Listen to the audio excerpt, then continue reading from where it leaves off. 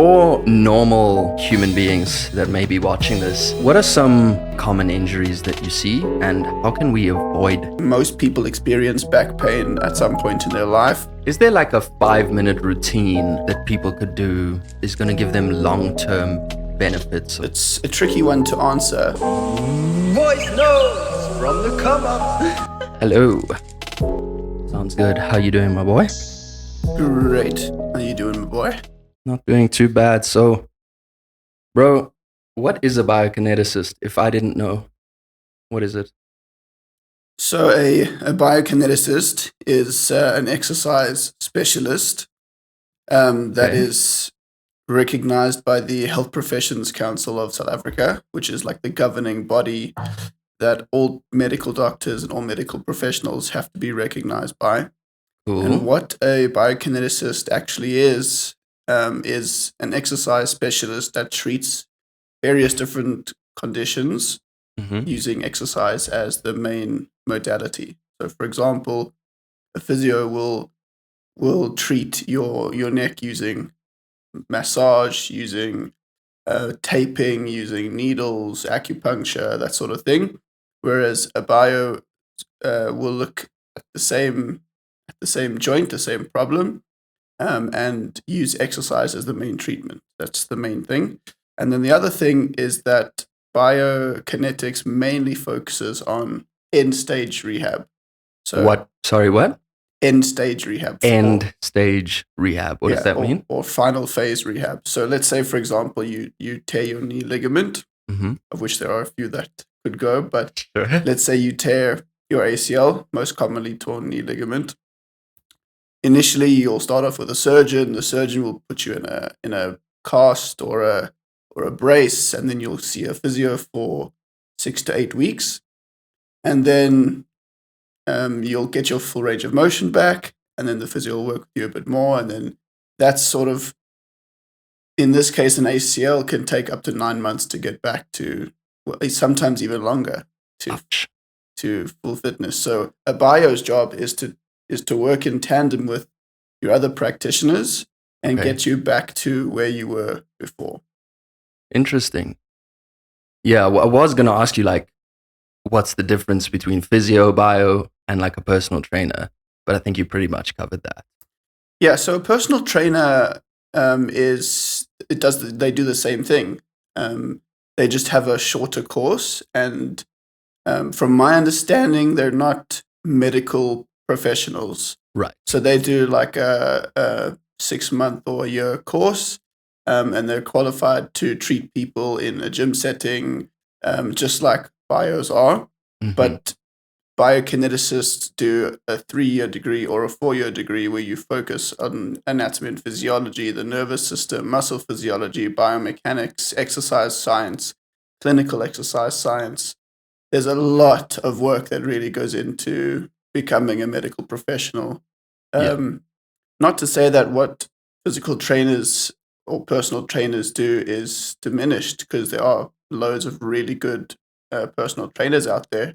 It's just the simple aspect that a bio is recognized by the HPCSA, whereas I don't believe that personal trainers are. I think it's more just like a qualification that you could do. It's quite interesting because I think if I got injured, I'm not going to a personal trainer. I'm coming to a biokineticist or physio. So I think for me, that's like an easy way to just know the difference. It's like a personal trainer is because you want bigger biceps. It's interesting though, because I think a lot of people kind of look down on other professions. I don't see it that way. I see everybody there's a place for everyone.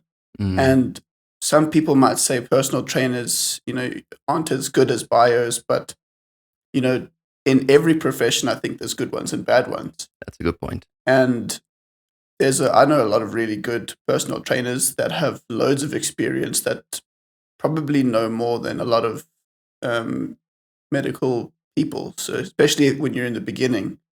So I think there's definitely scope for everyone. If you've torn your ACL, a personal trainer might not have just had the educational background of how to treat something like that in terms of the steps it takes.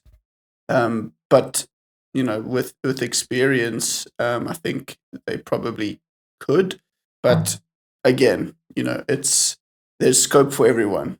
Can I treat someone who wants to get bigger biceps? Sure, but I would probably just refer them on if that was their only goal. I'm more inclined to treat people who are coming back from injury, who are struggling with post-surgery or even pre-surgery. Or that being said, what is the craziest or most difficult patient that you've had? Oof, difficult question. I've dealt with a few. Okay. I'll tell you one of the craziest injuries that I've seen. It was actually a paddle injury, tennis, right? So, be careful of paddle, boys. Yeah. Crazy sport. Look, I've seen a lot of like really weird injuries, but I think this one is kind of, when you asked me what the craziest one was, this one kind of sprung to mind. So, it was a sort of young woman, maybe in her mid-30s, and she was playing paddle at a pretty decent level, and she was tracking back to hit an overhead smash. Okay. And then she tripped over her own feet. Oh no! Landed on her back and fractured a vertebra in her spine. Oh, I mean, that's just a freak accident, bro. That's a crazy one. That is so unlucky. Yeah, it is super unlucky. So when she came to you, what kind of state was she in, and how did you go about treating her? Yeah, so it's a great question. I think a lot of the time, patients like this will go to a bio really soon after the injury. If that is the case, then I would suggest that you refer on to other practitioners and treat within your scope. For me, that was the case. So by the time she had gotten to me, she had been to see a physio, she had been to see a chiro, she had gone for an orthopedic consult. So by the time she got to me, she was ready to start the process of training to get back to where she was. So for me, it was just a case of getting her strength back. She was in a little bit of discomfort and pain, but nothing too serious. So it was really just about correcting her posture, getting her rotator cuff nice and strong again, and just managing her back to full health. So, and did it make you feel good when she was better? Yeah, I think it's a nice feeling knowing that you're helping people, but it's also weird. Like, I have struggled with this before, where sometimes you'll see people and you'll get them back to full health, and then you just kind of, and maybe this happens in other professions as well, but I think for me it's something that as I've had more experience, I'm dealing with it a bit better now. But in the beginning, I was just kind of numb to it, and I was thinking, okay, well, good, I've done my job. And I didn't really get that sense of, wow, I've helped this person get back, and like I didn't feel that reward. Okay. But it was more of a satisfaction that I had done my job well. So I don't know, I guess in other professions, you may be expecting this feeling of, yeah, like that was special what I did. But for me, sometimes it's more of a case of, great, I've done my job. And it's not as much of that reflection of, wow, I really made a difference. As I've gotten more experience, I've learned to kind of feel a bit more that emotional side of things, especially as I work with more complicated people, or complicated cases, I should say. Sure.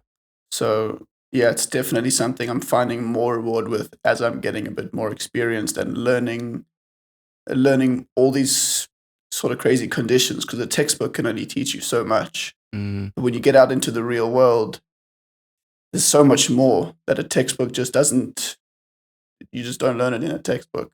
That's interesting, dude. I wouldn't have expected that, because I know how much you care about your patients. I'm one of your patients, so I know how much effort you put in.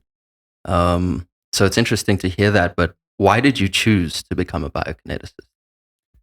Yeah, so there's a few reasons. I think one of the main reasons was I never saw myself in a desk job. Okay. I really just, from a young age, it just never appealed to me. I always wanted to do something in sports or helping people. I always found a really good sense of self. How can I say it? Like satisfaction and reward when you help others. Giving is so much better than receiving. Sometimes, Sure. most of the time, I feel. Yeah.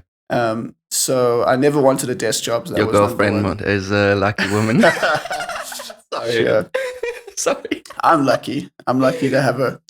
Yeah, she's amazing. She's pretty cool. Yeah. She is. So that's number one. I didn't want a desk job. But number two was that when I was a junior playing tennis, we played tennis together. So Yeah. I was a little overweight when I was a kid, and I made a switch from the academy that we played at to a different academy. And That was at like 13 years old, or yeah, maybe 13 or maybe even 12 or 13 around there. around that age. And I was a late bloomer, so like Me too, bro. yeah, so I wasn't as physical as the other kids. And moving to this academy, I was playing with kids who were 3, 4, 5 years older than me sometimes. Yeah. I mean, it's well known as one of the best, especially at that time. At that time, Yeah. it was one of the top in Joburg, if not the top academy. Yeah. So that transition from, not to say that where we trained at was not good, it was an exceptional academy, but the caliber of players at the new place, I think, was maybe just a step higher, and I wasn't ready. I definitely wasn't ready. And was there for maybe 6 months or so, and my knees just gave in. It was ligament damage on both sides, overuse injuries. It was really tough.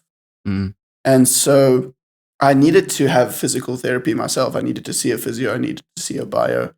And I always just preferred what the bio did with me.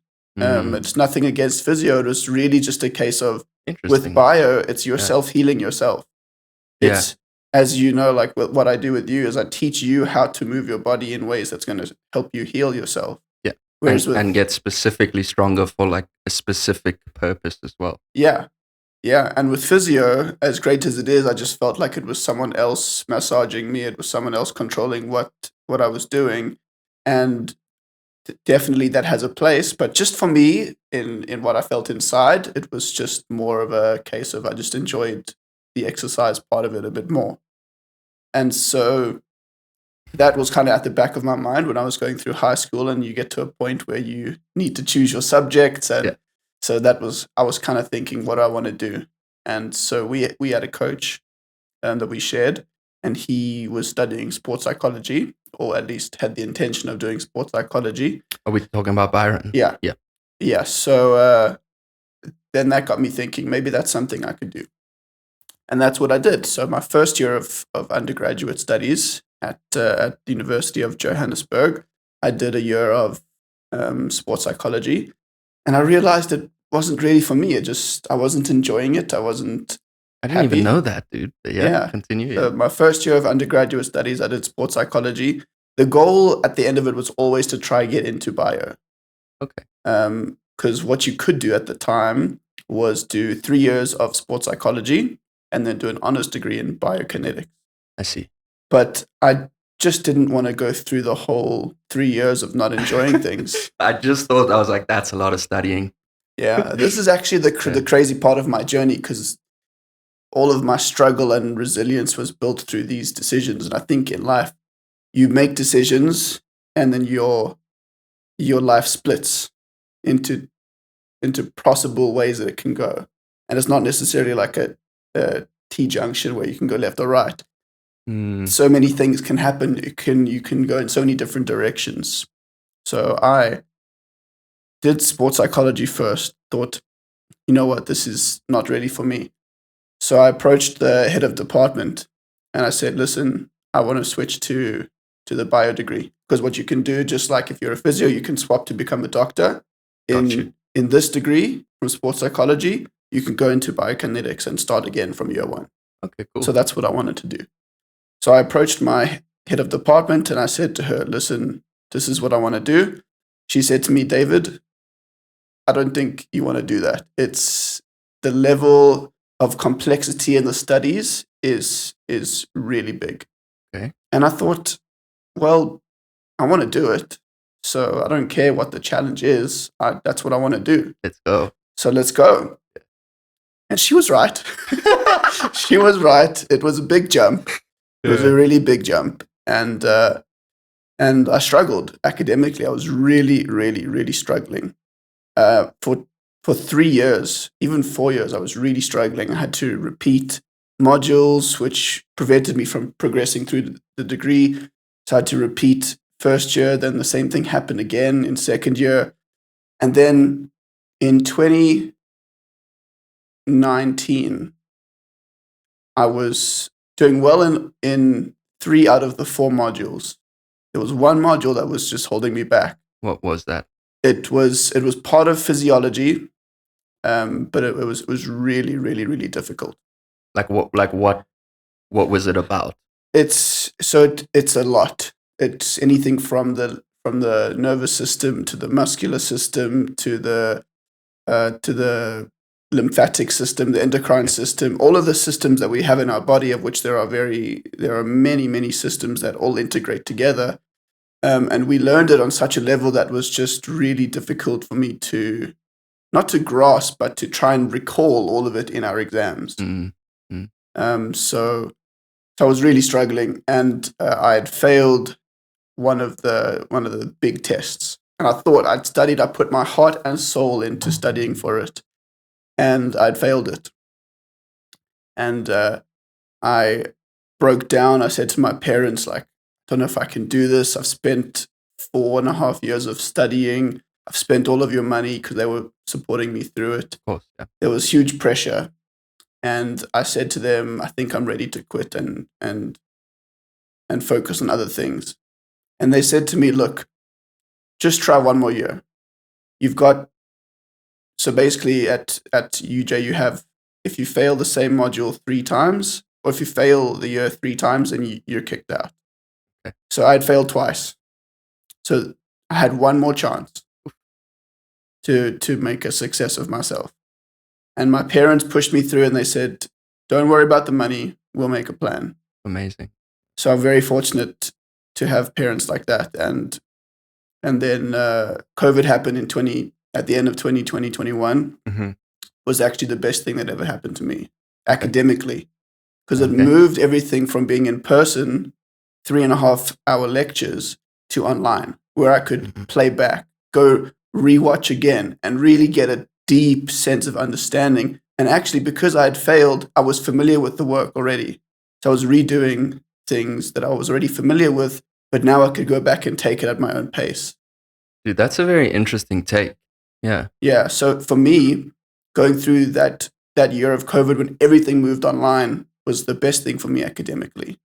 And I excelled that year. It was the best year of my academic career. Amazing. And so then the rest, as they say, is history. I excelled in that year. The following year, I excelled again. And I think there was just something in my brain that just clicked, from being so close to quitting. And, this is it. You got to work for your dream here, to be that close. And it was really, really close. And I just had the right people around me who pushed me to get through it.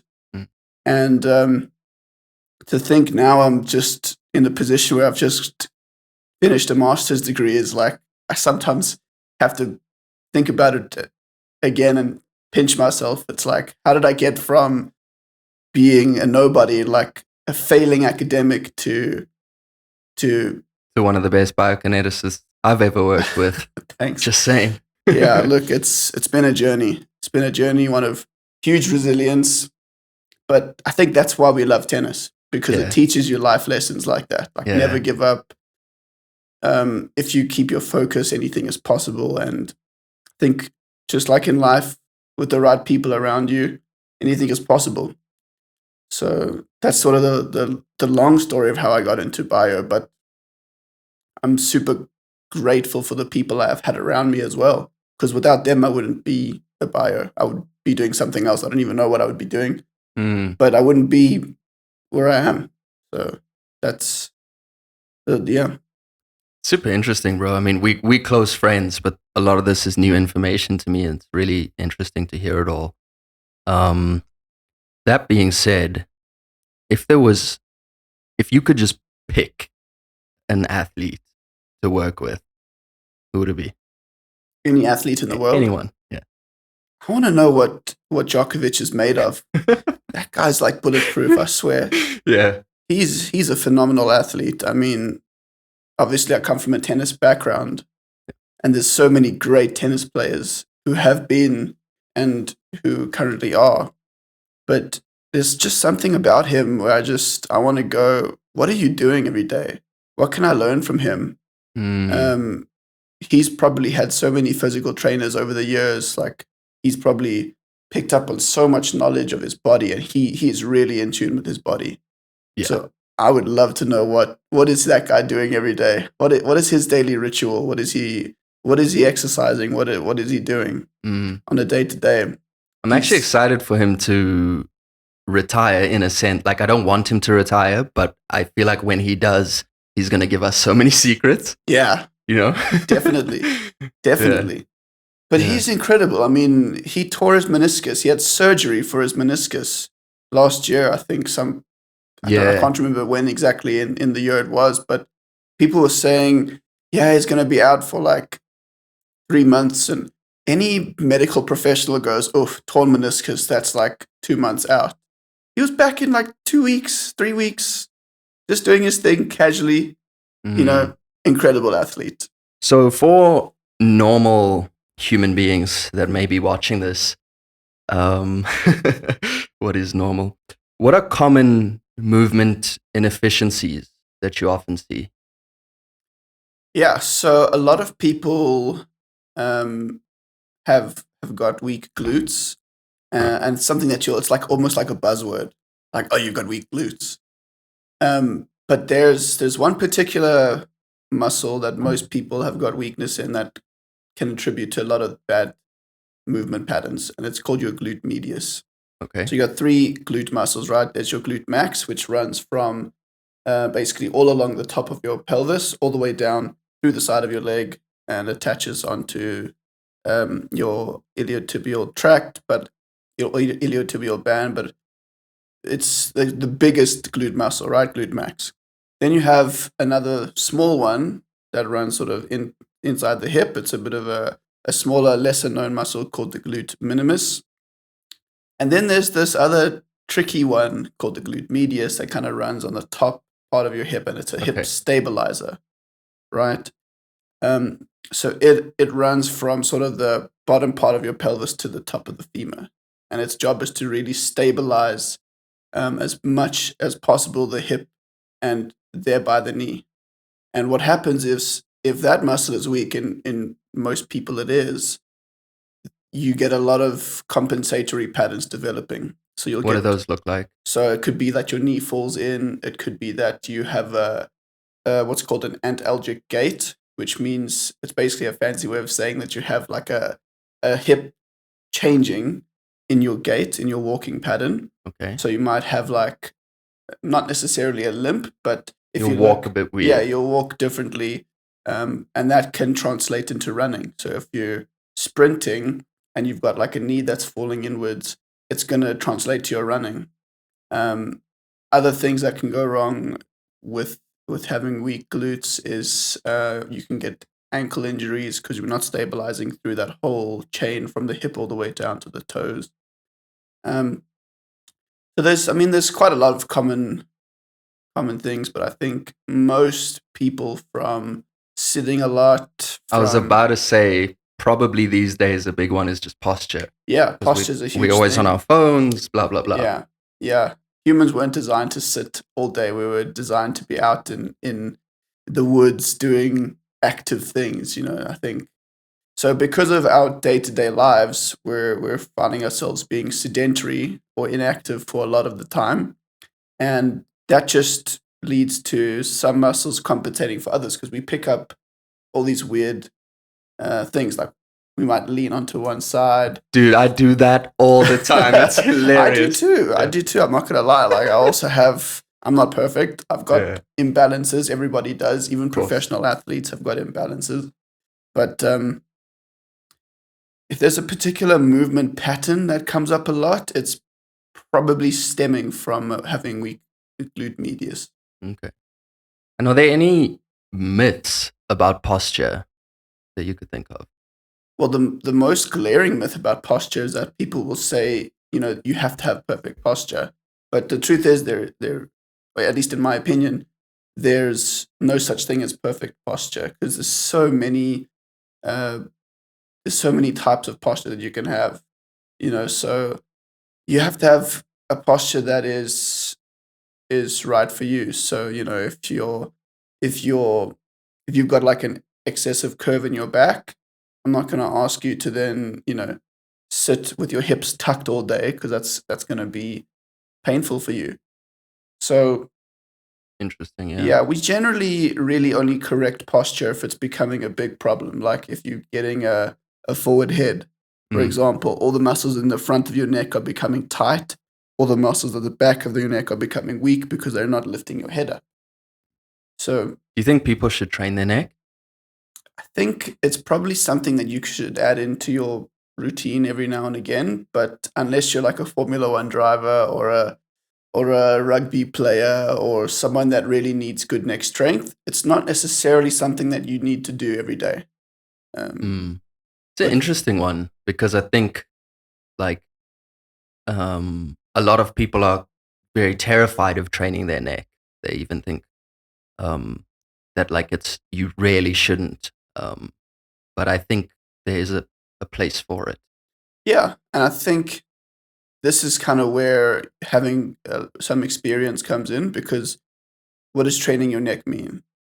You can start off doing things literally as simple as take your hand, put it by your temple, and look to whatever direction, and then just resist it.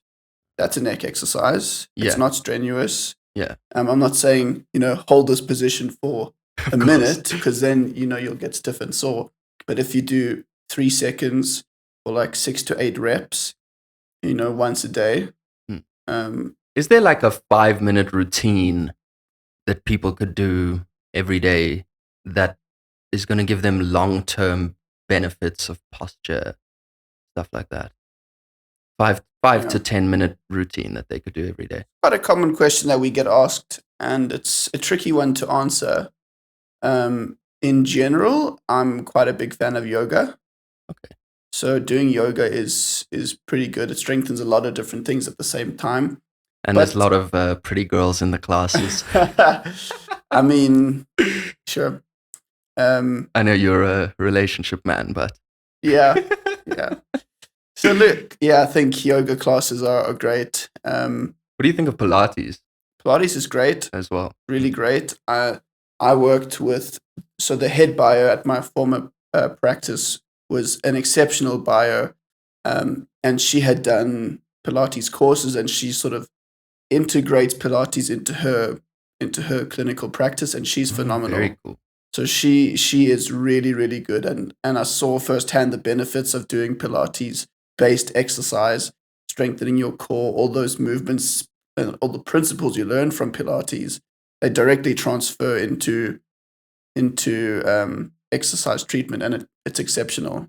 And she was exceptional. So yeah, cool, man. Pilates is great. I think if you can do Pilates, then definitely do it. And I challenge all the guys out there who think Pilates is easy. Yeah. Go and do a reformer Pilates class, and then tell me if it's easy. Yeah, you will leave humbled. Even yoga, dude. I went to this one yoga class. Actually, a mate of mine, he teaches yoga at the gym. So I'm like, yeah, let me come through. And I've done like many yoga classes, and I've been fine. But this one was so difficult, bro. And I'm coming in there like, oh, big strong man, look at me, haha. And then I'm like, humbled, like I could barely hold some of the poses, and everyone was struggling because it was like just a a really hard class. Funny enough, my mate said to me afterwards, send me a message like, bro, sorry about today. I wasn't in the best space. I know the class was hard. Yeah, it's tough, dude. Pilates is difficult. Yoga's difficult. Like they're but if you stick to it and you do it regularly, it gets easier. True. But you got to do it every day. That's the hard part. Yeah, I mean, even I think you can get away. Like even once a week is gonna help you. I think. Well, Yeah. I might be wrong, but There's a good expression. A little bit of something is better than a lot of nothing. yeah, 100%, dude. So doing a little bit of exercise every day can go really a long way. Mm. Even just like walking. Like my mom, that's my mom's thing. Her whole life. Even right now, she's out walking the dogs, and so and it's just kept her like pretty fit. Yeah, there's a study that just got published very recently, and the results found that walking 10,000 steps a day improves your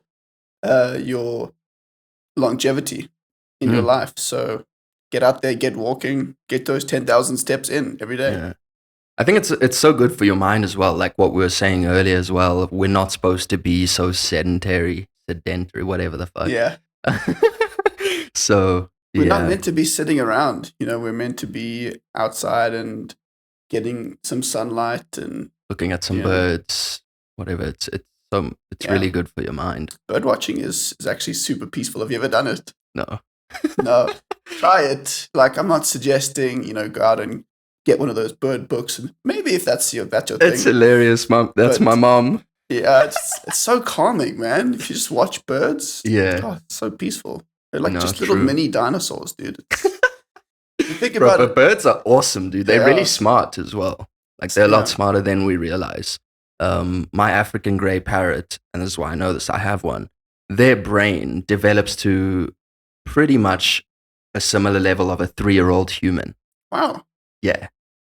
And if you've ever interacted with 3-year-old humans, obviously they're pretty stupid, but they're also pretty smart, especially if you think that could be a bird. Yeah. Do you know what I mean? On the topic of little humans, so I've had a few colleagues lately and even family who've just had children. And little baby humans are just useless. They're really just the most useless creatures. Like I saw a video on the Kruger National Park YouTube channel. I don't know if you know latest sightings. So there was something on there about like a rhino giving birth or a giraffe or something. I think it was a giraffe. The giraffe is giving birth, and that baby giraffe plonks down, whacks its head on the floor. Within 3 minutes, it's walking. It's crazy, eh? Unbelievable. Whereas humans, 18 years, you're still not. Some people after 18 years are still not fully functional. I don't know if I'm still fully functional. So, no, that's funny, dude. That was a nice side tangent. So, the next thing I wanted to ask you is there's mobility, flexibility, muscle. Like the way I see it, just simply. And what do you think about those things? Which are most important? What kind of balance should you be looking for? If somebody doesn't train at all, let's start there. If somebody doesn't train at all, which one's the most important for them to start doing? Mobility, flexibility, or growing muscle? Yeah, so interesting question. There isn't really like one right answer because you need all three. Yeah. Right? Everything in life is about balance. So if you're growing too much muscle, you're probably gonna be really tight and you won't have much mobility or flexibility. That being said, if you're too mobile, you won't maybe not have as much strength. So I think it's important to have balance. But because at the gym, sorry, let me jump in there. Because at the gym, there's one guy I see who's like the super, super skinny, like my wrist kind of skinny on his whole body. But he bends his legs like over his head and shit, bro. And then you have like the typical steroid guy who's there doing bicep curls. Is like, I'm just like, huge, yeah. This is so insane. Yeah, it's crazy how much variability we have in humans. It's unbelievable. So maybe let me start off by explaining the difference between flexibility and mobility. Please, yeah. So flexibility just refers to the amount of range of motion that that joint has. So Okay. let's say we're talking about your hamstring flexibility. If you're lying on your back, you should be able to lift a straight leg 90 degrees up in the air like this, right? I would hazard a guess most people can't do that. Most people But have yeah. got tight hamstrings from sitting. Your leg is bent a lot. That hamstring's contracting a lot through the day. So most people then get tight hamstrings, right?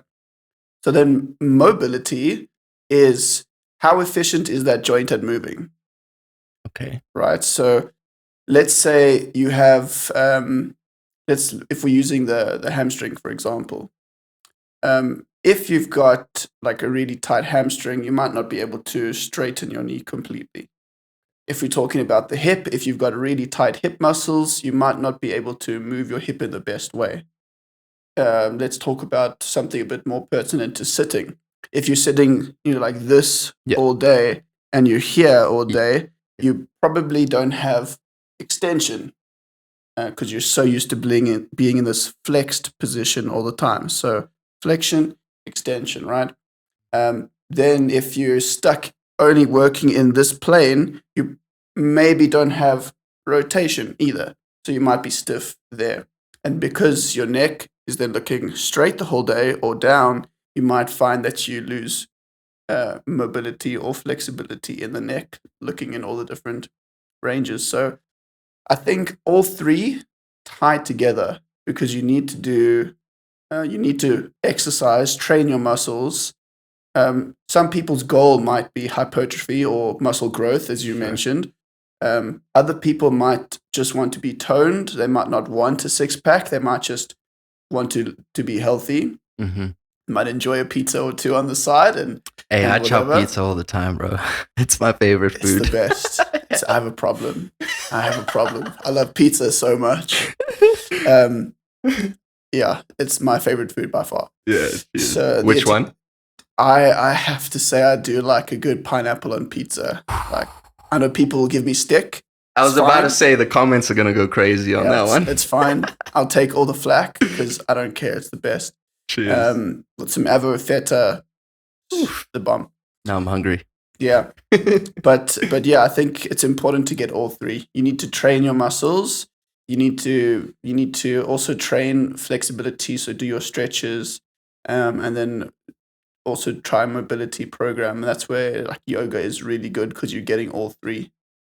So when you spoke earlier about like a few minute routine, yoga is great because you can do 5 to 10 minutes of yoga and you're getting all of them. You're sort of holding your poses, so that's working your muscles nicely, and then you're also contorting yourself into the different positions, and so you're working on that flexibility of the muscles when you're stretching them out, but you're also working on the mobility and how efficient they move when you're changing positions, when you're trying to contort your legs. And just like with everything, you might start off and not be as good, but that's where you have like those yoga blocks, or you can use implements to try and make it a bit easier for yourself in the beginning. And as you practice, so you see those improvements over time. Yeah, and I mean, I think, just like anything else, go to a class, I'm sure you can learn on YouTube and whatever, and it'll be great. Yeah. But why wouldn't you just go to a class, where they work with beginners and they can really help you? Sometimes what I find clinically is that people are really nervous, especially if you're not if you're not like an extroverted type of person and That's fair. Maybe a bit more shy. It's way better for those people to be able to just exercise without, their subconscious mind going, people are looking at me, maybe I'm doing this wrong. Yeah. So it's easier for them to be supervised like one-on-one. Good point. Or they're, just at home and they're in the comfort of their home and they've just got a screen talking to them and not 60 eyeballs. True, dude. And I mean, it is very similar. Like if you have someone on YouTube who's teaching you yoga, there's not much difference like as having someone there telling you the same stuff. So yeah. The benefit of going to someone in person versus, or even if you're doing it online, with an online consultation, If it's live. Yeah, Yeah. exactly. Is that you'll have an extra set of eyes on you to see, are you doing it right? Professional eyes. Do you need to maybe just adjust something or other? Because you might think that you're copying them, but there might be like something small that you're doing that you could be doing better. Yeah, dude. And form could always be better, So I Yeah. think like that's what I love about when we train together, because you're constantly looking at me like, dude, fix your back, fix the form, whatever. And it really helps. So what are some really common injuries that you see, and how can we avoid them? Yeah. Interesting question.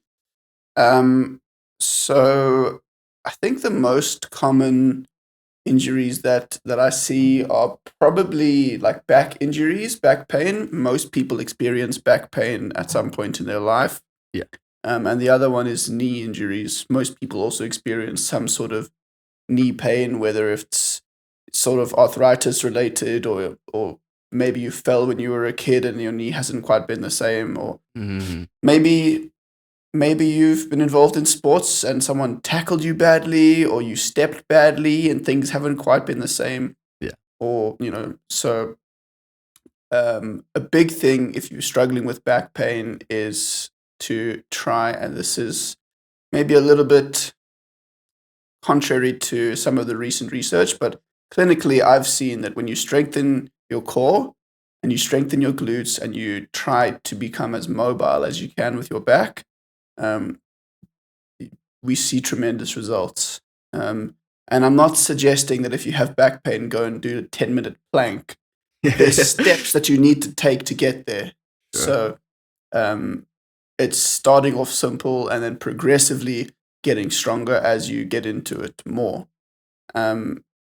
What's the longest plank you've ever done? The longest plank I've ever done? Yeah. Oof, maybe like 2 or 3 minutes. But dude, the world record is, guess how long the world record is? No, man, those guys are stupid, bro. Those guys, how long is it? It's a woman who did it. I believe, and we might need to fact check this. Okay, we will, but how long was it? 24 hours. I believe it was 24 hours. Could even be longer. Bro, that's a whole different thing. Like it's a mental battle. It's like pushing your human body to the ultimate. It's really cool that we are capable of those things. Yeah. Well, a select few of us. But yeah, I think my longest ever was 7 minutes. Back in the day when I was like 19, trying to go pro. Listen, that's still really good. Yeah. That's still really good. How was your form?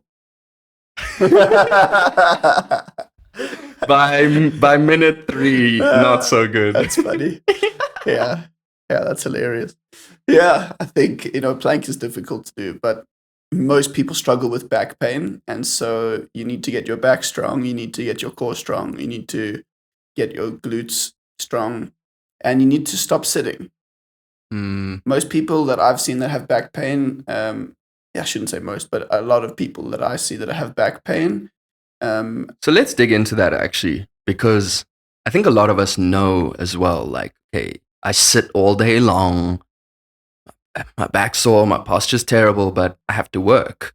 So what can those people do? Like, is there, maybe they could work for an hour and then there's something they could quickly do for 5 minutes and then continue working for an hour? Or is there anything like that?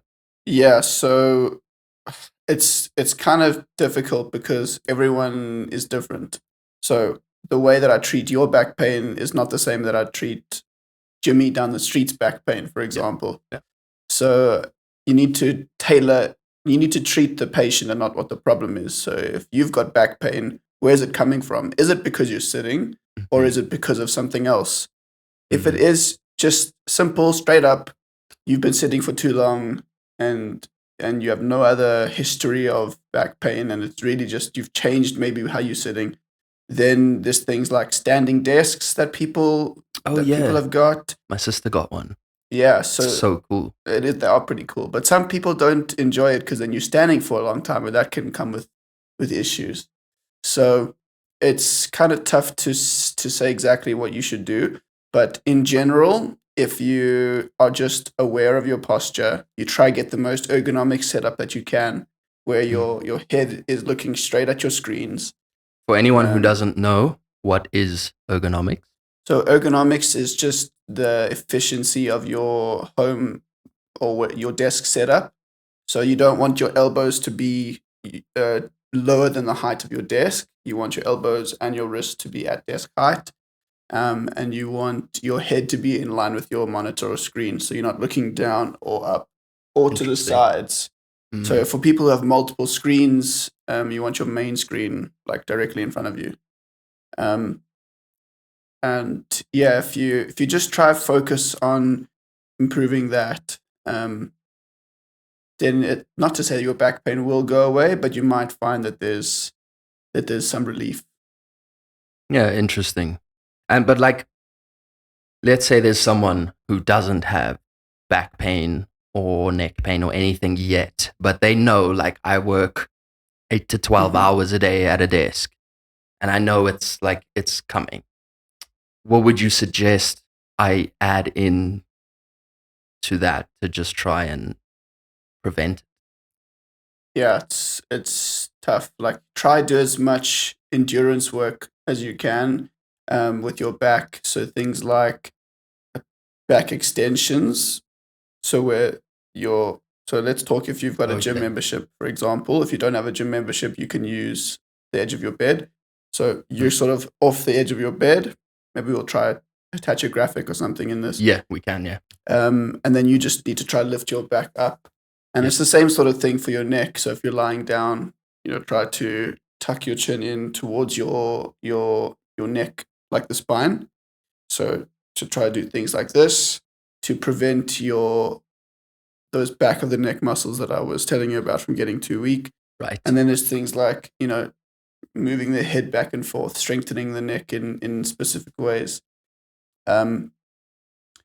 Yeah, prevention is always better than trying to cure something. So if you My can, mom, my mom loves to tell me that. yeah, Yeah. it's so true though, Yeah. because And she's a doctor, just by the way. So. yeah, it's also more expensive to get rehab for something. So if you can prevent it from coming on, that's ideal. But it's also tough because Of course. it's not easy to do. There's so many things that you need to address. It's not like And people everybody's case is yeah, people individual. want like a one thing fixes everything, but there's so many angles that you need to take. So again, you need to look at what is the patient presenting with. If they healthy and they fine, then just the basics, what I've mentioned already is good. But if they've got an existing injury, treat that person and not the injury. So Mm, look at it. Look at it. What is the root cause, and how can we fix that? interesting. All right, let's take a 5 minute break. So my sister had a ACL tear in her knee. So this would be an interesting one. If someone comes to you with an ACL injury or a back injury, how do you go about it? So by the time someone with that sort of an injury has sees me, they've hopefully, if they've been treated right, they would have seen an orthopedic surgeon who would have guided them through what his or her particular rehab protocol is, whether that's being in a brace for a certain amount of time. Some surgeons don't like to send people off in a brace. Depends on what type of ACL surgery it was. Sometimes they use the graft from the patella tendon, which is the tendon that connects your patella to the shin bone. Sometimes they use a graft from a hamstring tendon. Oof. And sometimes they use a synthetic graft, which is something new that they've started doing, where they just create an ACL from synthetic material. So it all depends. Epic. Yeah, it's pretty cool. So that's supposed to reduce times because you're not creating a graft from a surgical. Another issue. Yeah. Um, so it just depends on what sort of surgery has been done. Okay. So they would have had they would have had the surgery, of course. That surgeon then consults with their physio. Their physio works with them for a few weeks, gets their range of motion back, gets the scar tissue under control, gets their walking under control. And then, as I mentioned in the beginning, what is a bio's role? End phase rehab. So my role is to then take them from the physio, where the physio would have left them, being able to walk, being able to. Sometimes they can already jog by the time they finish with physio. Sometimes not. Just depends on the physio and on the patient and how they respond. Yeah. But my role is to then find out where their asymmetries are, what that patient needs. Remember, I'm not treating the ACL, I'm treating the patient. Mm-hmm. Okay. So I need to find out where that patient needs the most work, and then I take them through a rehab protocol based on what I find in my assessment. Okay. So in your sister's case, what does she have? Does she have an unstable knee? Did she have... So basically, she was at a Krav Maga class, and they were doing like running up and down stairs, and she tripped, fell, and the thing just went. Mm. And it was like one of the most painful things she's ever experienced. It's a sore one, yeah. So, yeah, and then she, like you said, surgery, went to a physio, stuff like that. By now she's fine. But I think the interesting part for her as well, there's a mental block. Mm. Like she's still super, super worried. She doesn't want to play tennis. She doesn't want to do anything that could potentially like cause something there. Yeah.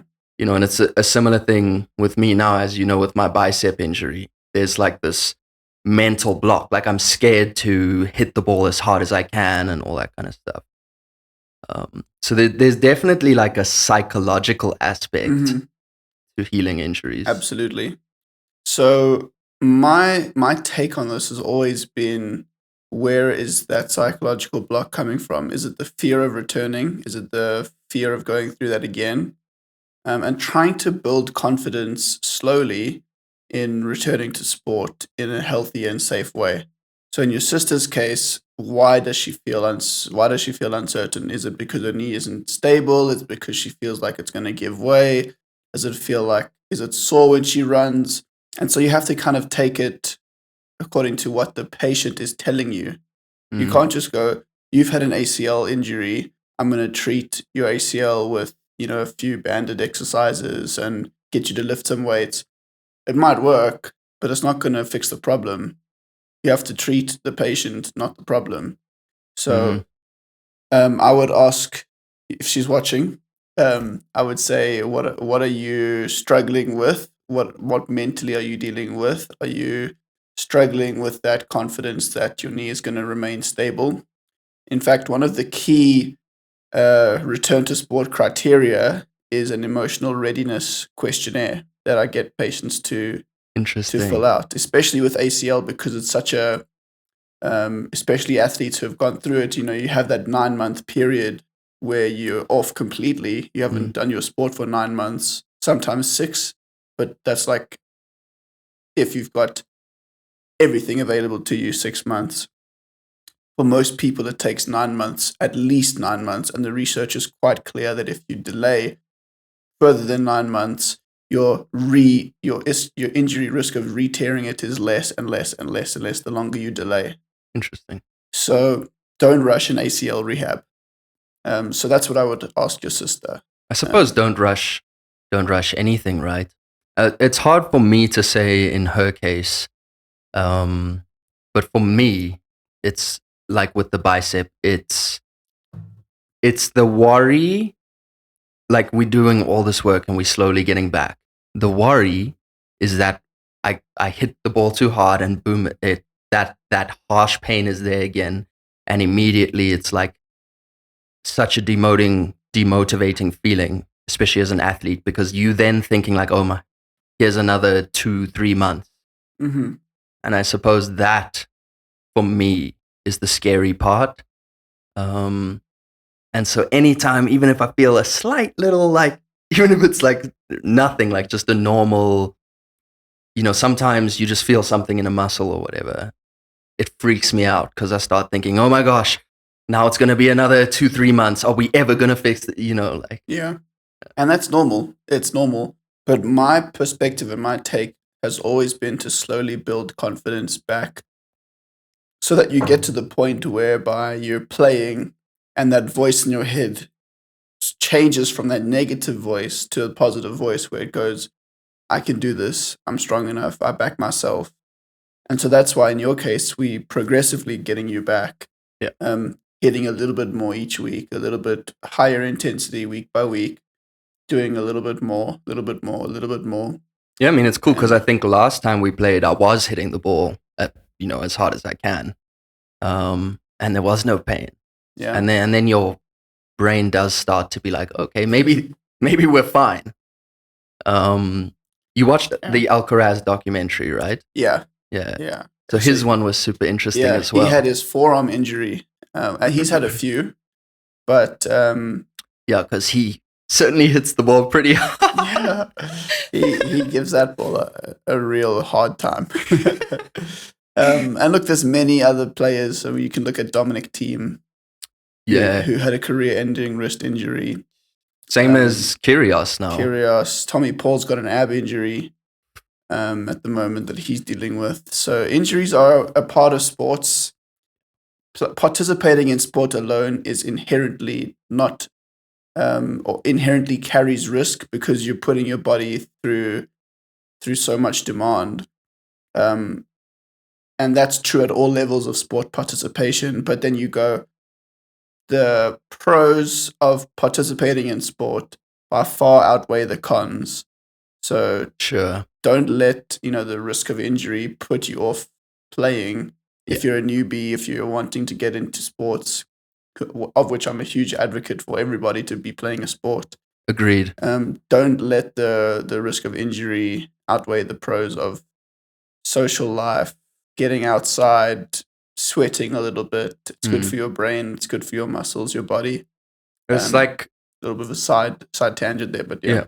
Yeah, I mean, it's like for Alcaraz's one, the reason I brought it up is because the part in the documentary that I found the most interesting was when he still wasn't hitting the ball as hard as he could. He still had that mental block until he played Sinner.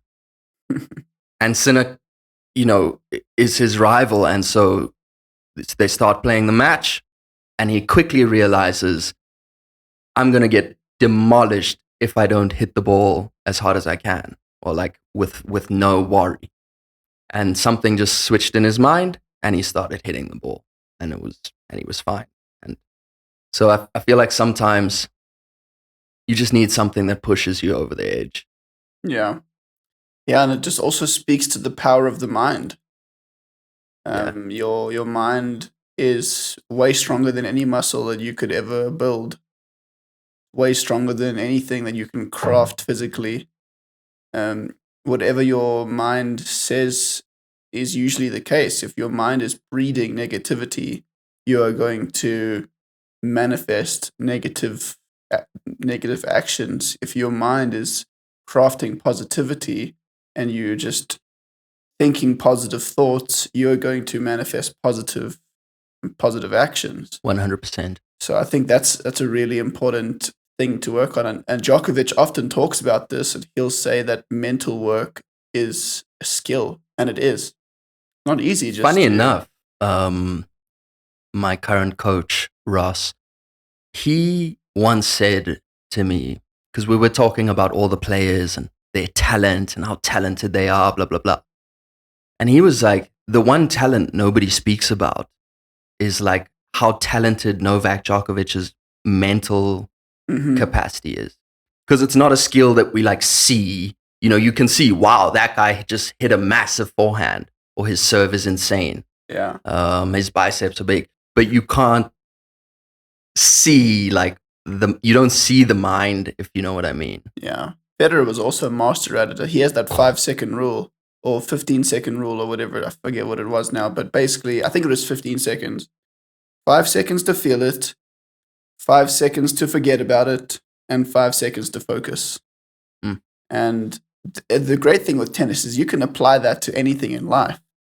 If maybe you're going through a divorce, maybe you're going through a breakup, maybe you're going through anything that's holding you back, feel it, go through those emotions, accept that it's happened, and then try to refocus and, focus on the now and focus on what you can control. I absolutely love that, bro. That's great. So, are there any tools or technology lately that you've come across that you think are game changing? I think AI is the biggest thing right now. So that's changing the world slowly but surely. Well, Are you using it? Like, how are you using it? So it's interesting. It's a huge help in terms of productivity. So let's say I have a database, right, of so I do muscle strength testing, as you know. Yeah. So let's say I have a database of people's results.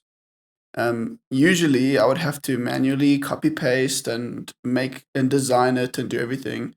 But ChatGPT, just if you ask it to help you design a protocol, not a protocol, but if you ask it to help you design sort of a template with graphics, 3 minutes later, there it is, boom, done. So that's a huge help. I don't really use it much clinically. Okay. So for example, I wouldn't ask ChatGPT to help me with your bicep. Yeah. I don't feel like it's at that level yet where it can give me solid advice that is better than what my colleagues could help me with. Or what you already know yourself as well. Yeah, look, I'm still learning. So and you never stop learning. Yeah, we all are. Yeah. So, but I just don't feel. I just don't feel it's right to rely on that for clinical reasoning. Yeah. So I don't use it so much clinically, but for productivity. Yeah. I do use it quite a lot, and that's helping tremendously. I know that some medical practices use it to do their admin as well. Oh, okay. And I know that other professionals, musicians, artists use it to help create and design logos. And I think AI is just changing the world. So for me, I don't know if that's quite what you were asking, but for me, AI is just changing the world from every angle. Yeah, no, definitely, dude. You hit the nail on the head. So AI it's crazy. I use it as much as I can, and I just keep experimenting to see how it can help me. And it's been a big game changer for me, for sure. Yeah, it's crazy. It is. It's really good.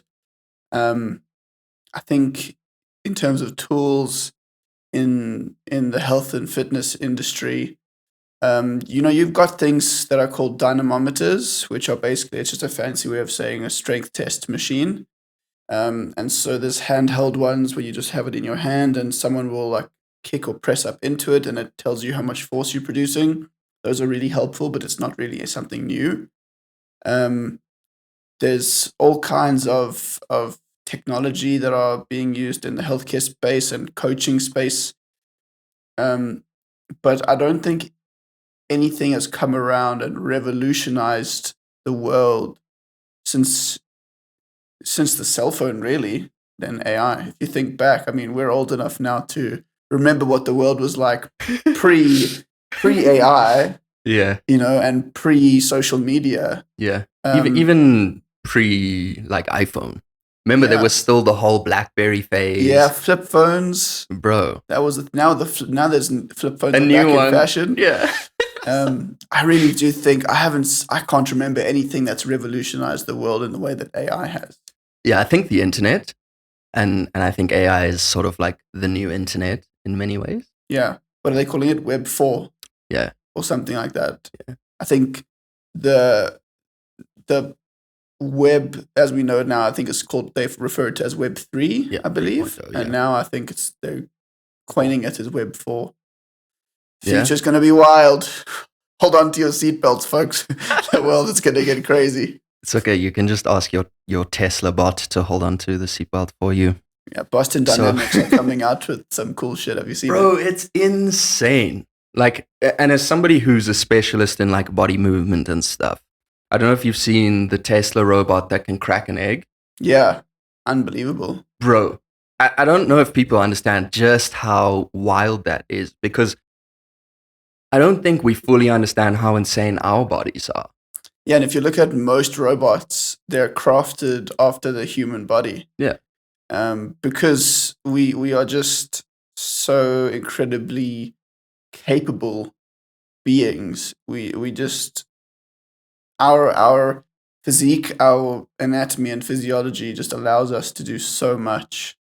We Yeah. really are just And it's the brain in conjunction with the anatomy, because there's Yeah. many animals who I would say probably have a better anatomy than us in some ways. Like you think of a gorilla.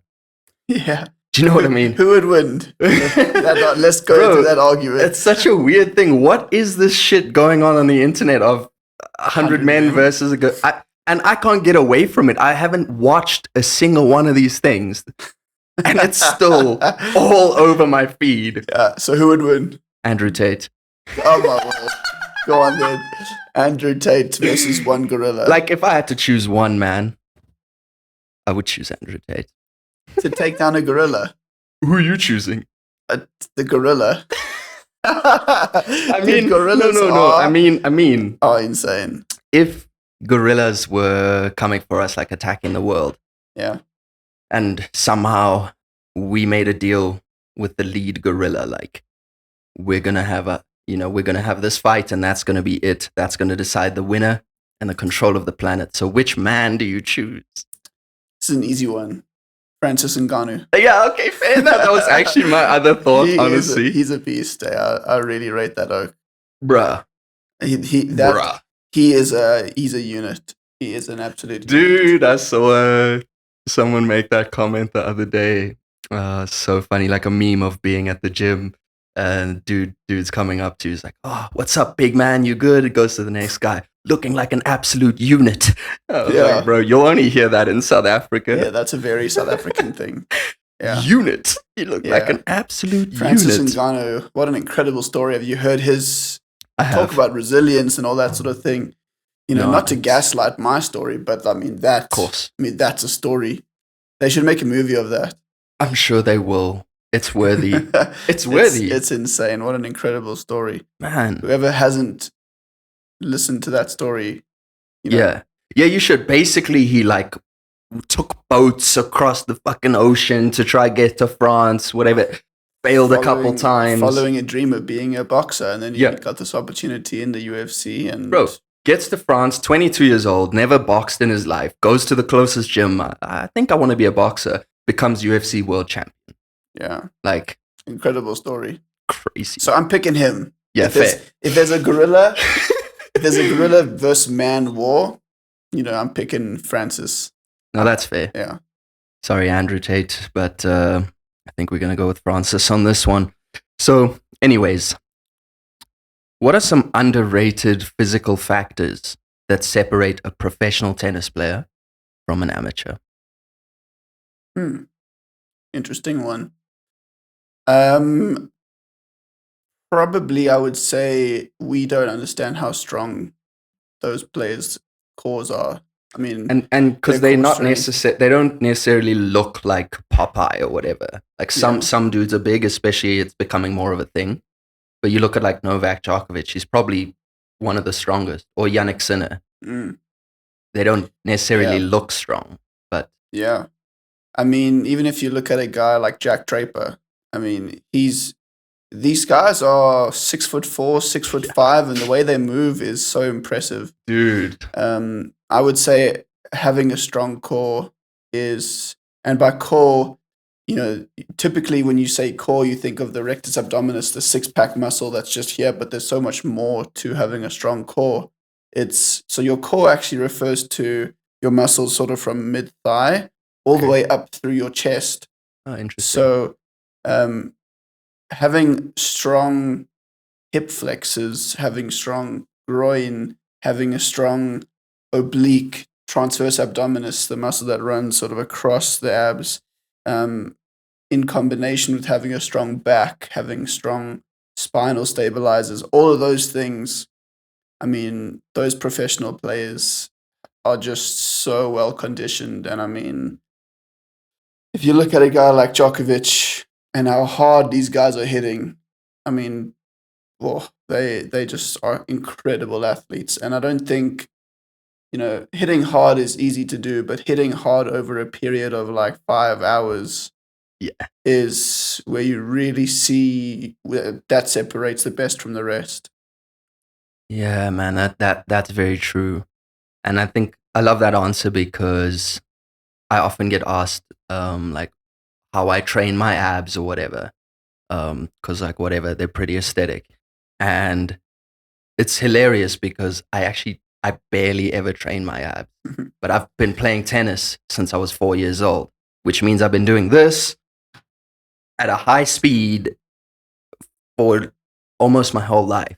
Yeah, now that we're doing core exercises in your program, yeah, it's a bit rough. Yeah, it's tough. And look, tennis is a game where it's all about rotational strength and being able to transfer your momentum at an angle. So we're not just running forwards back. We've also got angular momentum. So we're transferring it's not even just side to side, it's at an angle. So you're rotating from low to high all the time. And tennis is one of the most physically demanding sports out there. I mean, people don't realize how difficult it is. You're putting your entire body through every shot. Yeah. It's incredibly demanding. I think just in general, all sports at the highest level are really incredibly demanding, and people don't. The common person doesn't understand necessarily how strong they are until you see it in real life. I don't know if you've seen that one, like they were doing an athletics challenge where they get people on this massive treadmill and they get people to run at the speed that Usain Bolt is running at. Have you seen that? So Bolt runs at like, I think 36 Ks an hour. I might be wrong on that. You might have to fact check me. Yeah. But he's running fast, right? Let's just say that. So then they get people on this treadmill that's like 3 meters wide, and it's a big treadmill. Okay. And they get people of all different shapes and sizes to try run at that speed, and they sustain it for like 2 seconds. Yeah. If that. They can't even get to that speed, and they just fall off the treadmill. It's I think the thing about tennis is you have that in conjunction with endurance. Yeah. Because a match can be anything from an hour to 3 or 4. Yeah. And the higher level you're playing at, the more it's demanding, and it's just continuous, and it's, even with soccer, it's like you have 45 minutes, then you have your 50-minute half time, and then you have 45 minutes. And even within the 45 minutes, most of the time you're walking or a slight jog until the ball is in your area, and then you have to play, right? And sure, tennis, you have those small breaks as well, but it's also only you. Mm-hmm. Yeah. But for me as well, to build on what you've discussed now, tennis is unique in that it encompasses so many different movement styles. You've got your footwork, which there's specific movement patterns which you need to follow in order to be efficient on the court. Yes. You've got sprinting, you've got sideways movement, you've got backwards movement, you've got jumping. Lots of stopping and starting. Yeah, if you're on clay, you've got sliding. And it's just, there's so many different aspects that you need to master to become top level. Yeah. Tennis is just one of the most physically demanding sports out there, in my opinion. And it's what these athletes at the top level can do is really incredible. And even if you look at the juniors, how strong some of our kids are. Yeah. They are really impressive. Yeah. If you look at what a 14-year-old kid can do now. It's crazy. Yeah. These guys are good. Yeah. They're really good. Yeah. They're talented nowadays. I don't know what we're putting in our food or whatever, but kids today are strong. I think it's partly because, like, if you look at someone like Alcaraz, he got to watch all the greats. Like, we have YouTube, so we can watch the Yeah. best athletes, and like, your brain absorbs a lot. And the other thing is, like, what I see with a lot of these juniors, like some of the most impressive ones I've played against recently, they are all like homeschooled. Their parents are very serious about them going pro. It's a whole thing. You know, like I played a kid the other day, and his parents were there, and his mom was sitting on the side marking down what was happening on every point. Yeah. You know, he trains at these elite squads, all this stuff. So I think that's a part of it, is also like making the decision when you're young. And that comes from also having parents who sort of push you into it a little bit, you know, which we can say whether that's good or not, whatever. But if you want to be that insanely good, it requires a lot of sacrifice and a lot of time. It has to become your life. Yeah. You've got to dedicate your life to it. Yeah. But again, tennis lesson that transfers into the real world. If you want to be great, you have to make sacrifices. At anything. You know, if you want to be the best accountant that you can be, if you want to be an actuary, if you want to be an actor, if you want to be a musician, you've got to dedicate everything to doing it and try your best all the time. Mm. You know, don't do 50% at anything, you know, give it your all. And I think, again, that's why I love tennis so much, is because all of these lessons you learn from tennis translate directly into the real world. 100%, man. Tennis is life. And the author of The Inner Game of Tennis, one of the books there, he really talks about it a lot. One of the best books I've ever read for life. It's a tennis book, but it's one of the best books I've ever read for life, and that's why it's on this table. But what physical tests should amateur players do in order to see like where they are and what they need to improve to maybe get closer to that pro level? There's so many. I mean, it just depends on with what regard you're looking at. So let's take cardio wise. I'm sure you've done the bleep test or beep test. Yeah. That's one of the tools you can use. The agility T test, and there's norms online that you could find for that. There's a 3-meter hop test. There's the shoulder tests that we did. Yeah, look, it's hard to kind of give you a straight answer. And it's not to say if you pass all these tests, cool, you're a professional. But but more in a sense of like, I want people to sort of think so that they can have a baseline. So like, they're going to do the test, and it's going to show them that what they need, how to improve it, how much it needs to be improved if they want to be at that high level. I guess it kind of helps to compare yourself with pros. But it's not to say like you should be able to bicep curl 20 kilos, for example. I think it also just depends on your sport. So there might be non-tennis players that are watching this. Definitely. So if we look at a sport like soccer or football, if you can run at 30 k's an hour, brilliant. But it's not a requirement to be a professional footballer. The same thing with tennis, just to finish off here. Yeah. You get a lot of players who can serve, 200 k's an hour, but that doesn't make you a professional player. 100%. So it's kind of a difficult question to answer. Good point. But you need to kind of look at all aspects of the sport and try to work on everything evenly, if that makes sense. So again, everything in moderation. If you just focus on building strength and not on movement, you're not going to reach that top level. If you just focus on movement and not on strength, you're not going to make it through your matches without getting injured. So again, you need to have balance. And some people are just freaks though, dude. Like back in high school, there was this dude, and it was grade 8. We did a bleep test at PE or whatever. And this dude was just miles ahead of everybody else.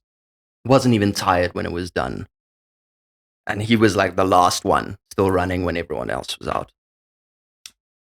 He got offered a scholarship or whatever you'd call it to go to Arsenal.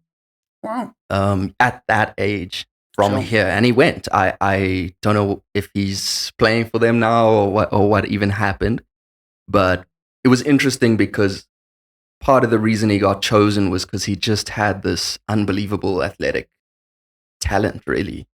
Yeah. Yeah. It's incredible. But, I think also, so I recently have worked with people who have come from various different academies, various different setups, locally, abroad. And sometimes, they're coming and they're in these setups. But just to say that you're there doesn't necessarily mean that you're finished training. Like, you still need to address your imbalances as much as you can. You still need to keep on working on yourself. There's always room for improvement. Yeah, and especially if you have talent, athletic ability, if you then work on it, oh man. Yeah. Yeah, talent is just one part of it. You've still got to go and work on yourself. I mean, there's the classic Messi versus Ronaldo comparison that we could look at. Even if you look at Federer versus Nadal or Djokovic, like Federer, you could argue had the most talent, but he still had to work on himself. 100%. Nadal maybe was arguably less talented, whatever that means. Sure. But he was the most intense on the court. Like you get on the court, or as if I was there, but he would go on the court. It sometimes. He was on the court and he would beat opponents just from his intensity without even hitting a ball. Bro, you watch them in the locker room and Rafa's bouncing up and down and it's just like, oh my God. Yeah. This guy's going to steamroll me. Yeah. So just because you're talented doesn't necessarily guarantee success. Yeah. So it's difficult to answer your question like with one or so tests that you could do to compare yourself. But yeah, and also comparison is the thief of joy. So if you are going to compare yourself to a professional, but you're like 16, for example, yes, it's a good thing to do. So it can give you sort of a guide about where you need to work, but be careful not to compare yourself to others too much because, you'll just end up being upset. Yeah. And these guys are pros. This is their life. That's what they do. So, you're not going to be on their level to begin with, So, do you have an ideal movement routine for strength, mobility, and flexibility? Like, what would you suggest people do? How many days a week should they train? I know it's different for everyone, but just maybe a quick little. So I'm a big fan of the traditional bro split, which is like just a term that they use to describe this particular routine, right? Yeah. So you'll do one day for arms in the gym, and then one day for legs, and you'll do arms, legs, arms, legs, arms, legs, and you just alternate like that. It also just depends on the person. So let's say if they're really low on time, then you could do something like a full body workout. Lots of compound lifts. Yeah, so things like squats, things like lunges, things like just things that move multiple joints at the same time. But again, it's tough to say one traditional routine, but how many days a week should you exercise? You should, at a very minimum, do 2 days a week of resistance training. That is with dumbbells, weights, sort of anything where you need to overcome a resistance of some kind. And then at least half an hour per day of cardio. Okay. So whether that's a walk, a jog, something. So try get to like 3 to 5 days a week of just doing exercise. Doesn't have to be high intensity. It can be like low medium intensity, but try and do some sort of exercise throughout the week. Cheers. What's your current routine? So I play a lot of sports, and Yep. for me, that's like my way of getting my cardio in. As a man, you carry a lot of stresses, and it's a great way to socialize. It is, yeah. Sort of when you're in the working world, you don't have time to necessarily see your friends as much. Because we all stop Yeah. after high school. Yeah. We all stop playing sport after high school. Yeah. It's really bad. So I play sport 2 to 3 times a week, and then I supplement that by being in the gym, trying to focus on what I need. So at the moment, and everyone's carrying, if you're an athlete or you're a sports person, you're probably carrying some sort of niggle. Of course. So at the moment, I'm carrying a little bit of a hip problem, not in a bad way. Just I recently played a clay tournament, and from all the Yeah. sliding, Was my epic. body, I had never played on clay, so Yeah. I'll put up that video you sent me. yeah, it was Yeah. a good one. Dude. So I'm still kind of recovering a little bit from that. So I'll do a lot of like glute work for my groin, my thighs, just trying to address whatever I feel I need in my body, and then just generally keeping my rotator cuff strong, keeping my chest and back strong, and then so that's sort of 2 or 3 days a week where I'll gym, and then I'll do sports 2 to 3 days. It just depends on availability. Yeah. That was super cool, dude. Like, I love training. And of course, there's times where it's like, oh, don't really feel like doing this, blah, blah, blah. But somehow when you push through that and you're doing it, it's like, man, this is amazing. Yeah, So, it really is. It really is, and I think it's amazing at the moment that there's such a huge awareness about exercise right now. yeah, it's blowing up. Yeah, and I think paddle tennis is a great way for people to exercise because it's easy enough of a sport where people have never played racket sports are now playing racket sports, Dude, yeah. and it's intense enough that people can cope with it. And it's a really nice introduction to sports because it's also very sociable and Yeah, it's so fun. yeah, it's great fun. It really is good fun. And it's a beautiful. It's also just a super fun sport. Like Yeah. I've played paddle a few times and I really enjoy it. But yeah, can't stress enough the importance of just getting out and doing something active. It might feel strange in the beginning. It might feel like this is a drag, but I promise if you stick to it, you'll look forward to those moments where you actually can move your body. Mm. You'll get to an age where you can't move your body anymore, and then you'll wish that you did more when you could. One of the biggest lessons that I've learned from clinical practice is that a lot of my older patients will tell me, don't get old, jokingly, they'll Yeah. say. Yeah. So I see very frequently what happens when you don't exercise and when you put it off. I'll start next week. I'll start next month. I don't have time. Mm. One of my brothers said something to me a while ago that's just stuck with me, and I think we've discussed it before. I said to him, I don't have time for that. I can't remember what we were talking about, but I said to him, I don't have time for that. He said to me, that's completely untrue. I said, what do you mean? He says to me, you have time for it. It's just not a priority for you. Yeah. And that sort of stuck with me. So I make exercise a priority. Yeah. Because I know what can happen to the body if you don't make it a priority.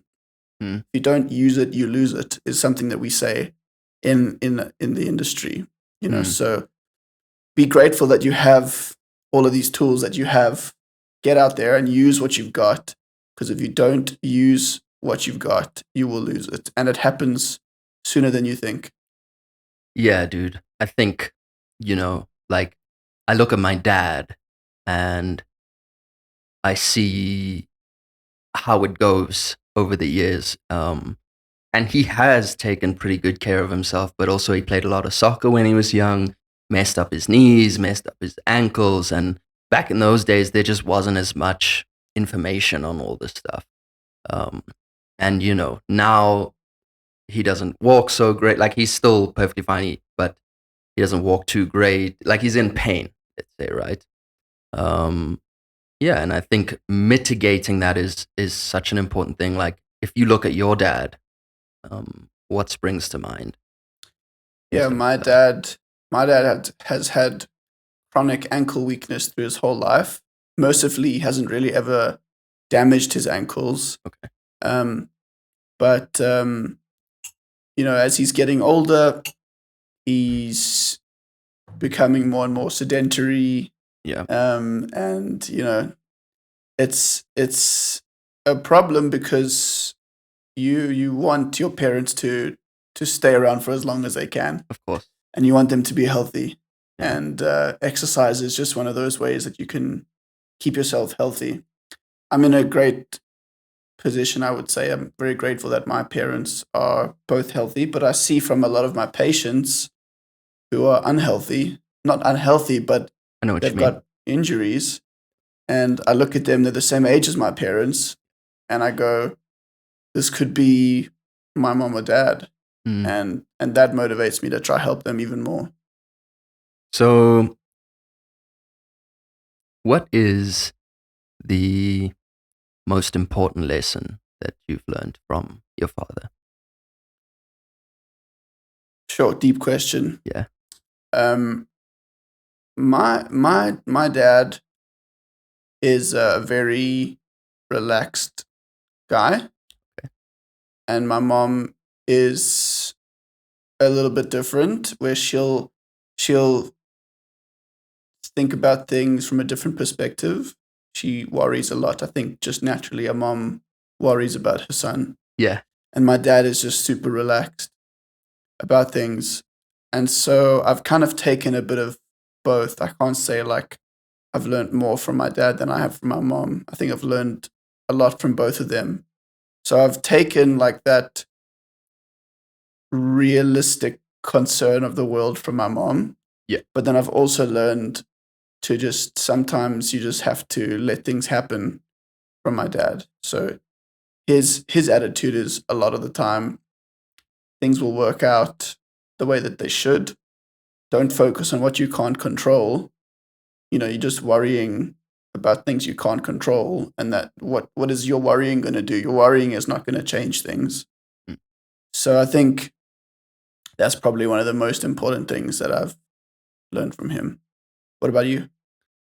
Uh, putting me in the driver's seat now, eh? Yeah, Yeah. dude. I think there's so many things, obviously, right? It is a difficult question. What's the most like important? But I think with my dad, I think I sort of I like the way that he attacks life. He's quite a stereotypical like older generation man, big guy, strong guy, scary as fuck. Can confirm. Bro. And yeah, I think just his confidence, the way he carries himself, the way he views money, like he came from nothing, built up a lot of success, and same with my mom. And that, the way that he, like, for example, on a weekend, we might be need to go to the mall for something, and he'll wear like old clothes that has paint on it, and like his pants are ripped or whatever, just because he doesn't care. But on Monday morning he's wearing a really expensive suit and he's going to court. So I love that, and like sometimes he'll still wash the dishes and stuff like that. Which, of course, when you get to a certain level in life, you don't have to. You pay people to do that, but I think he does those kind of things to just remind himself uh, of where he came from and how fortunate we are and all that kind of stuff. So I think those have been some of the biggest lessons, you know.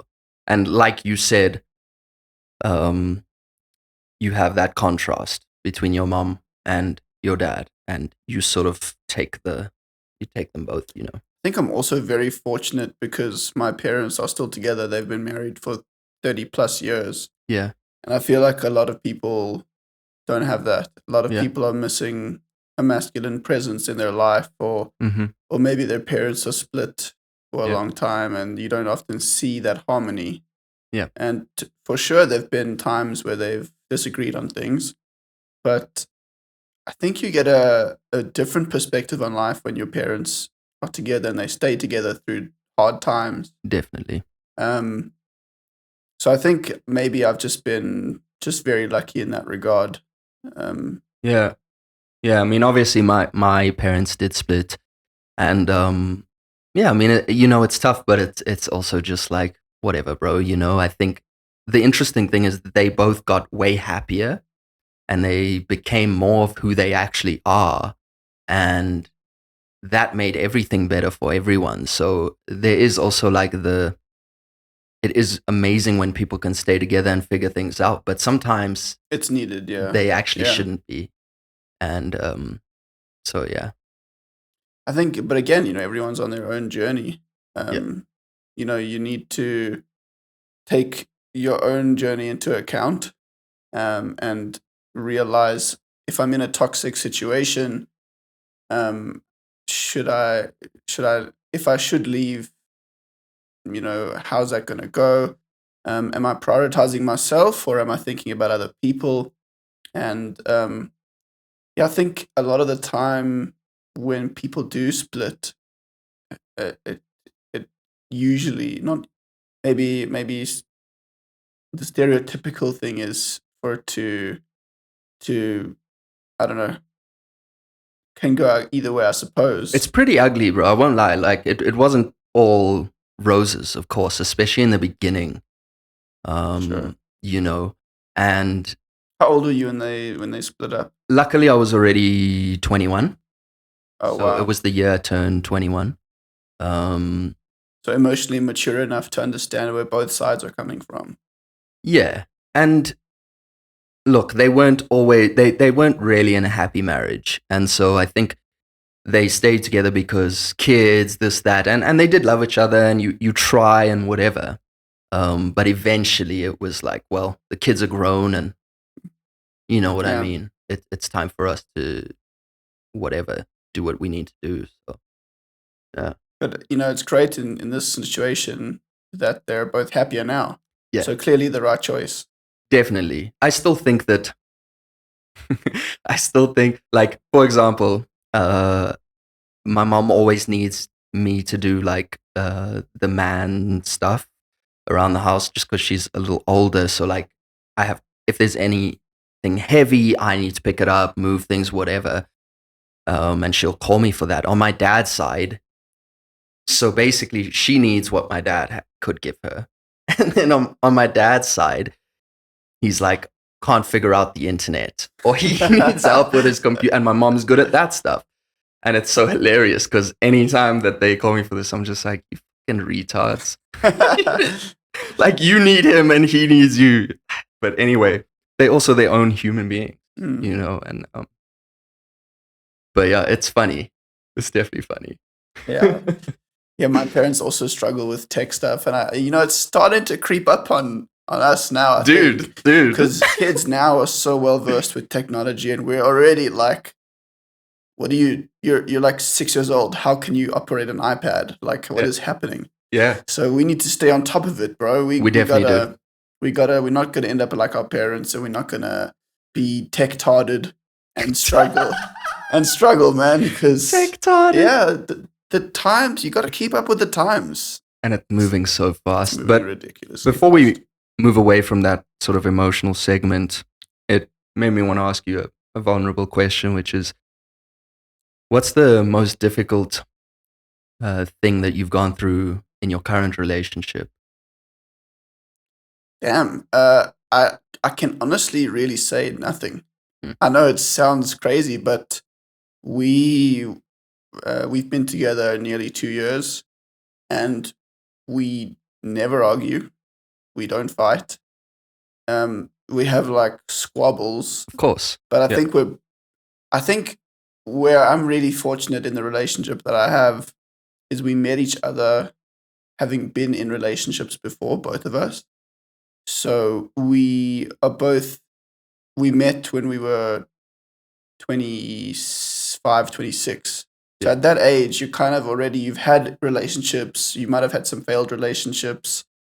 So you kind of understand what compromise is. You understand what being rational is. Yeah. So we met each other at a really good time in each other's lives, and we're very rational with each other. So if I think of something that I'm unhappy with, I'll sit on it for a while. I'll think to myself, is whatever is going on making me unhappy because it's a legitimate feeling of this is a rational something. And if I feel like it is rational, it's really bothering me, then I'll say it. And 99% of the time, um, it's resolved like there and then. And I think that's one of our golden rules is we don't go to sleep with unresolved stuff ever. So we don't really we haven't really gone through anything. Good communication. Yeah, we're excellent communicators, I have to say, like because we've been through things already. Yeah, you have that experience and that maturity now. Yeah. So look 2 years is a short time. So maybe in the future there'll be difficult moments, but for now we haven't really gone through anything really tough. I mean, and that's incredible. We've met each other and it's kind of just been up, up, up, up. Yeah, and I mean, great. I can attest to that, which is like you're a great person, and so is she. I've not spent much time with her, but from what I have, she's amazing as well. So it makes sense, bro. And where do you see yourself in 5 years? I think my overarching goal and my dream since I was a kid is to work with professional players and be involved in the professional sports world. So my dream is to be being involved in Grand Slams in some way. Yeah. And that's something I really, really want to do. Awesome. Life takes turns sometimes though. It has its own plan, yeah. If in 5 years' time I'm involved in a different sport professionally, I'll take it. It's not like I'm only gonna take opportunities in tennis. So if there's a football opportunity or paddle or squash or rugby or cricket or whatever the story is, any sport where there's opportunity for me to reach the highest level I can, I think ultimately, I just touched on it there, I just want to be the best version of myself that I can. I love So I'm 27 right now. I think athletes in their prime are in this age, more or less. I still have a fortune to learn, but I think in 5 years, I want to try and be involved in professional sports, whether I'm just scratching the surface or just making my way into it. Yeah. At that point, I would have had nearly a decade of experience. Damn. So, yeah, that's the goal for me. Just to try and each day be the better version of myself. I absolutely love that, bro. It's a great answer. And I have no doubt that you're gonna do those things because, working with you, like I said earlier on in the podcast, I see how much you care, how above and beyond you go for your patients, and just the passion that you have about this topic. So it's going to be an epic journey, bro. I can't wait to see it all. And I know you're also planning on starting a podcast where you talk about all this stuff, and I think that's going to do really big things for you. And yeah, thank you so much for coming on and sharing and being vulnerable. Tell these people where they can find you. Yeah, thanks for having me on. It's been super fun. So where can the people find you? Yeah, so I'm on Instagram. My Biokineticist account is DM Kopping Bio at DM Kopping Bio. I'll put it up as well. And then my racket sports specific page is called at Baseline Kinetics. And on there I post tips about how you can train for racket sports. At the moment it's predominantly tennis based, but soon I'm going to try and put a bit more content up for squash and badminton and paddle and other stuff. So cool. Hopefully going to try grow that a bit more. And then I'm also on LinkedIn. just my name, David Kopping. So yeah, that's where the people can find me. Wicked, brother. I have no doubt we'll do this again, but thank you so much again. It's been great. Sweet. Thanks, man. Woo! Let's go. That was fun.